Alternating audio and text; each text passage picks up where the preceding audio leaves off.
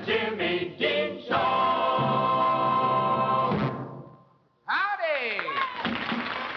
You know, Bobby, I think, kind of take things like the Jimmy Dean Show for granted, you and I do, and there's a world of people that would enjoy seeing all the acts that you and I admired on those shows. I'm sure that the people nowadays would be overwhelmed with the talent.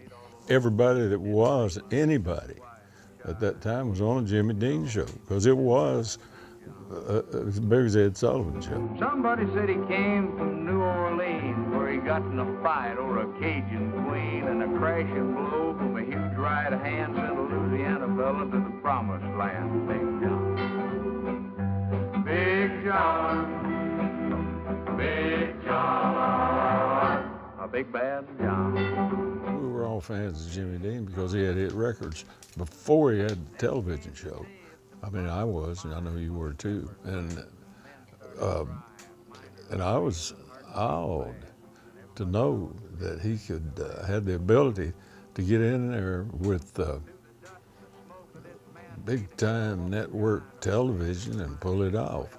I don't know where he learned that. I guess it was a gift, and it is a gift to be able to carry on in front of live television and make it interesting, and he was able to do that. Somebody saw his talent, you know, and brought him to that position. The people in New York, one thing they're not is stupid. So when Jimmy Dean, they saw his capability and his potential, they jumped on it, and rightfully so, he pulled it off. The guitar that you're listening to is being played by a gentleman who is one of, if not the best-known guitar stylist in our country. My pleasure to introduce my good friend, Mr. Chet Atkins. Here he is.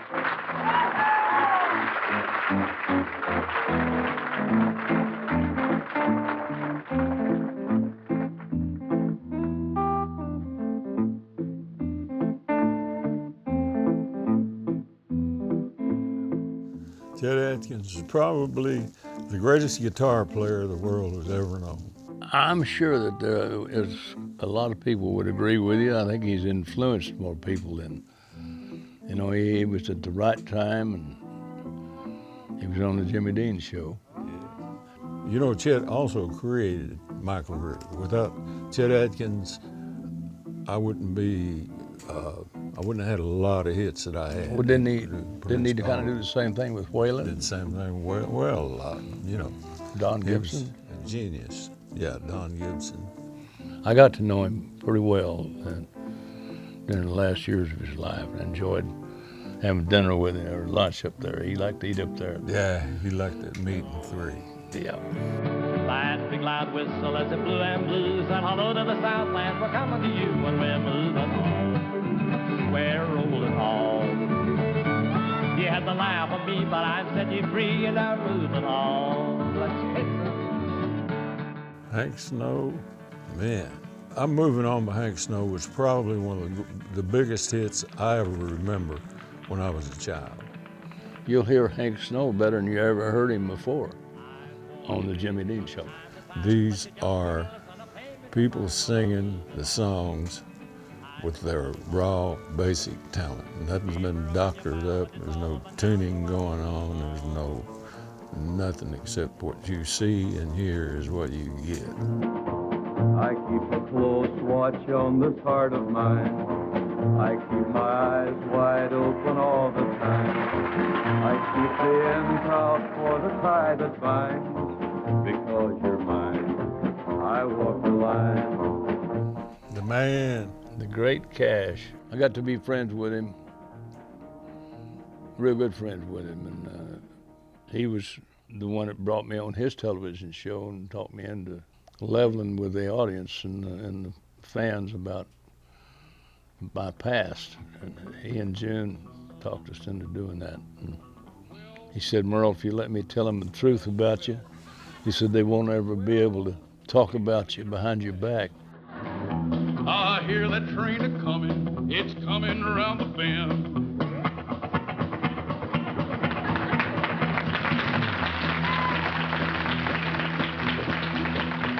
That's a train coming around the bend there. apart. And I ain't seen the sunshine since I don't know when. Lord, I'm stuck in Folsom Prison. Time keeps dragging by. It's put down in Louisiana, just about a mile from Texarkana, and those old cotton fields back home. Go, Buzz, get it. I was working in the nightclubs with Fuzzy Owen, who was at that time engaged to Bonnie Owens, who was Buck Owens' ex-wife. Fuzzy got a call from Buck, and they hadn't spoken to each other in years, you know. And Buck said, listen, I've got to have a steel guitar player. I'm going to play on the Jimmy Dean show. And he said, Fuzzy, you're about the only guy that's qualified, you know, and that I can get a hold of. He said, what would it cost me to get you to go to New York and play the Jimmy Dean show for me? And Fuzzy said, well, it'll be $1,000 a day, plus expenses and plane fare, and a hotel room. It's like saying I don't really want to go. Well, back then, you could buy a Cadillac for $1,000. So it was not no little deal, and Buck had no way to go. He had to hire Fuzzy. Don't say no, it's the end of the world, 'cause you don't love me anymore.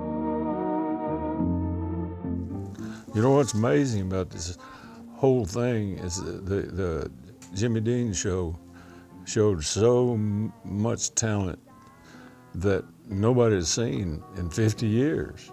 With just about everybody that had any contribution at all to country music is on these shows.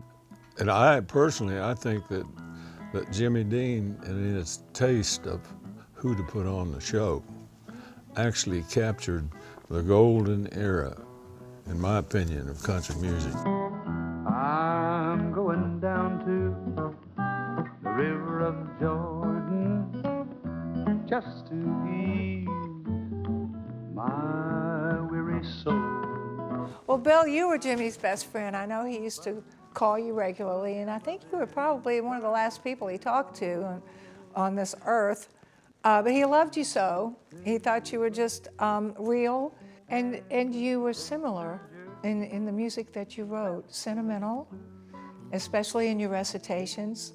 In fact, I can't think of any other writers in the business in that era, back in the 60s, that other artists who wrote the recitations like you and Jimmy, with Mama Sang a Song and I O U and To a Sleeping Beauty, those pieces of music that touched people so. I take that as a great compliment because he was a very, very talented man. Dear daughter, I tiptoed in your room tonight and looked down at you smiling in your sleep. You were so lovely, my heart nearly broke. And I thought how very much like Sleeping Beauty a little girl is. When I tuck you in at night, I never know how old you'll be when you wake.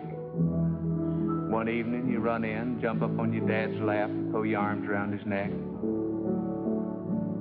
Next morning you might be much too old for that sort of thing. You could walk down the street in New York City in the middle 60s. You could have the #1 country record in the world and nobody knew who you were. They didn't exactly stop you for autographs. You got to realize these young kids today don't understand what a world was like when country music wasn't accepted. We had to fight to get on television. I don't know what kind of battles Jimmy had to fight to even get his show on the air. He would tell those stories that whenever he wanted a classy show with integrity, and he said whenever he told the producers he was going to do a country number, out came the hay bales, out came and he said, no, this is a classy tune. He fought it every time he did a show. It came across as a classy show, and it was one of the very first of the country music shows. And it not only had the country artists, but of course they had pop artists and the comedians of the day. It was such a variety of music. There hasn't been a show like the Jimmy Dean Show in so many years. Audiences today, and that's one reason these DVDs are so special, is because it kind of takes us to a place and a time that really doesn't exist anymore. I'll be waiting here with my arms unfurled, waiting just for you. Welcome to my... I cannot wait to sit down and watch Rolf, the dog. That's who I wanted to meet when I got to New York. I wanted to meet Rolf, the dog. He was so funny. And when they would ad-lib, it just got crazy. I'll tell you what, let's just sing the blues away together, all right? When you're smiling, when you're smiling, the whole world smiles with you. Come on now, here we go. When you're laughing,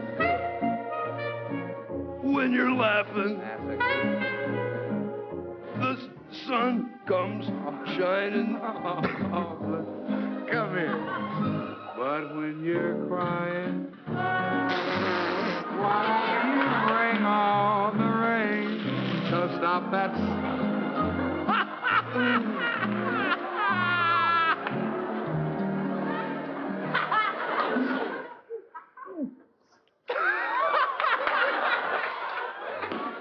Well, Jimmy tells the story that they would rehearse in their office, in Jimmy's office.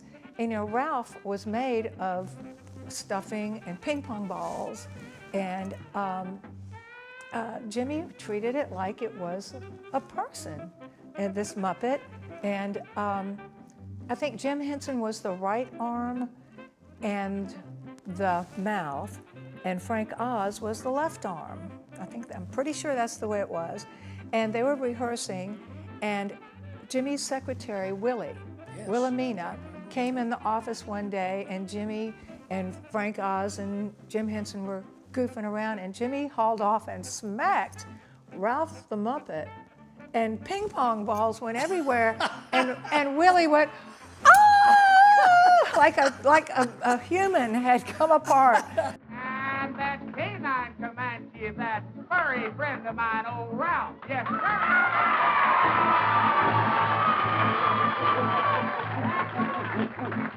Now, Well, it's very easy. You just put a feather on your head and a tomahawk and you dance around like a... Obviously, you were not married to Jimmy in those days. Did you watch the Jimmy Dean I Show? most And did you certainly ever did. dream in your wildest dreams? No, but I'll tell you this.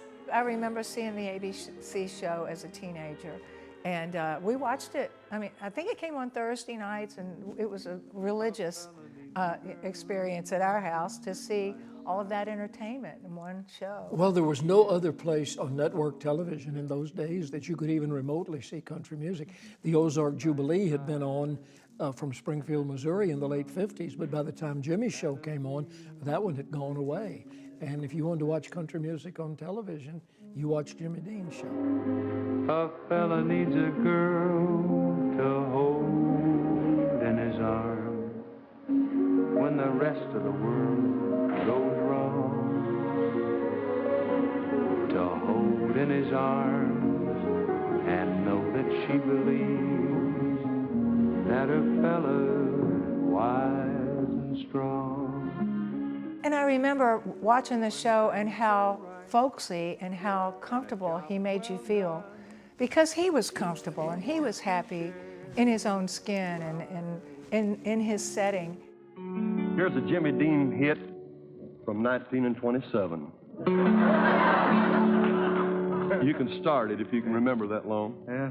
He's going to be kind. You heard him. All right, here we go. I got an old slouch hat. You got an old slouch head. Got my roll on my shoulder. Roll on your shoulder. Well, I'm as free as a breeze. I do as I please. Just a bumming around. Jimmy and Carl Smith were big buddies. Yes, they were. Back in the 50s and early 60s, and they had some pretty good comedy routines together too. Unrehearsed, but good.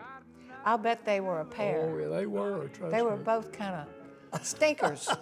they used to say. Now let's sing a sweet duet. We'll make a team, I'll bet. Let our voices blend. You ready for this, big one? I'm with you, boy. I'll sing the melody, and I'll sing the harmony. You picked that key. Yes, and I'm sorry about it, 'cause we're both real good friends.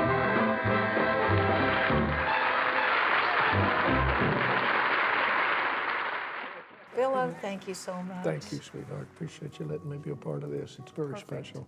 Perfect. And when you said that I was Jimmy's best friend, that really got to me. Thank you. I know But he you had were. I know he had a million And he friends. said that. I was He just said glad to be one of them. No, you were the one that yeah, he talked to you more often than anyone, and he enjoyed talking to you better. We had some fun. God love you. I love you.